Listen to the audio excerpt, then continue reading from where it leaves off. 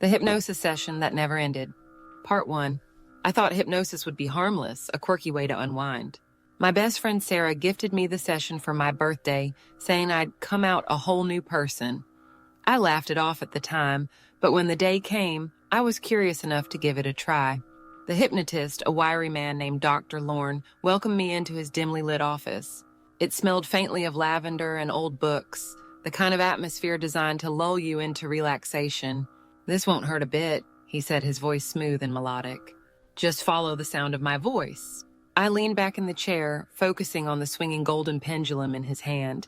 The world blurred around me as his voice guided me deeper and deeper into a trance. And then everything went black. When I woke up, the clock on the wall hadn't moved. The air felt heavy, like I was swimming through it. And Dr. Lorne was nowhere to be seen. "Hello?" I called out. My voice echoed back, distorted. That's when I noticed the mirror. My reflection was staring at me, but I wasn't moving. Part 2. I froze, my heart pounding in my chest. In the mirror, my reflection was still leaning back in the chair, eyes glazed over. It wasn't me. It was like I'd been split in two, my body trapped in the chair while my mind wandered here. "Lorne?" I shouted, panic creeping into my voice. The echo came back again, warped and hollow, like the room itself was mocking me. I stepped closer to the mirror, trying to figure out what was happening. My reflection's lips moved, mouthing words I couldn't hear. Suddenly, it stopped and looked directly at me. Then it smiled. I stumbled backward, a cold chill running down my spine. "Let me out!" I screamed. The door to the office creaked open, but instead of the cozy waiting room I'd walked through earlier, there was only darkness. A voice, Dr. Lorne's voice, whispered from the void. "Not everything in your mind wants to stay buried, you know." Part 3. The darkness outside the door seemed to pulse, like it was alive. Against my better judgment, I stepped through, hoping to find answers or at least an escape. As soon as I crossed the threshold, the door slammed shut behind me, vanishing into the void. The air grew colder and the whispering began, low, overlapping murmurs that seemed to come from everywhere and nowhere. "Who's there?" I demanded. A figure emerged from the darkness, shrouded in a haze of static, like an old television screen struggling to tune in. It looked like me, but not quite. Its features were sharper, its movements unnervingly smooth. "You don't recognize me?" it asked, tilting its head. "I'm the part of you you've tried to forget." "What are you talking about?" I asked, backing away. The figure's smile widened.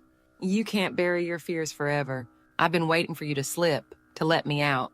I turned to run, but the darkness closed in around me, pressing against my chest like a vice. Part 4. I woke up back in the chair, gasping for air. Dr. Lorne was standing over me, his expression unreadable. "Interesting," he said softly, scribbling something in a notebook. "What happened?" I asked, my voice shaking.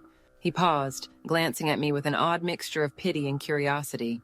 "And you went deeper than most people do. It's rare to encounter." Resistance?" I demanded. "What do you mean?" He held up a hand. "Relax, it's perfectly normal. The subconscious can be unpredictable. But don't worry, everything is fine now." Something in his tone felt off, but I was too rattled to argue. He escorted me to the door, and I stumbled out into the bright sunlight. But as I walked to my car, a horrible realization hit me. I could still hear the whispers. Part 5.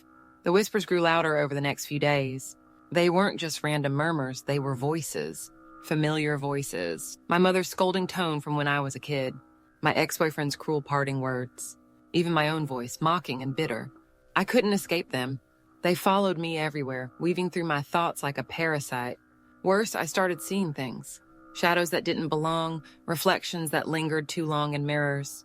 And then on the third night, I saw it again, the figure from the void. It stood at the foot of my bed, watching me with a predatory grin. "You can't run from me," it whispered. "I'm you." I blinked and it was gone, but its laughter lingered, echoing in my skull. Part 6. Desperate, I went back to Dr. Lorne's office, bursting through the door without an appointment. "You need to fix this," I shouted. He didn't even flinch. "I told you, the subconscious can be unpredictable. You must confront it." "I've been confronting it," I yelled. "And it's tearing me apart." He sighed, gesturing for me to sit down. "One more session," he said. "We'll go deeper. This time, I'll guide you." I hesitated, but finally agreed, sinking back into the familiar chair. His voice started again, low and soothing, drawing me into the trance. But as I slipped under, I realized something was wrong. The whispers were already waiting for me, louder than ever. And then I heard Dr. Lorne's voice, but it wasn't coming from him. It was coming from the void. "Welcome back," he said, his voice layered with something alien. "You're never leaving this time."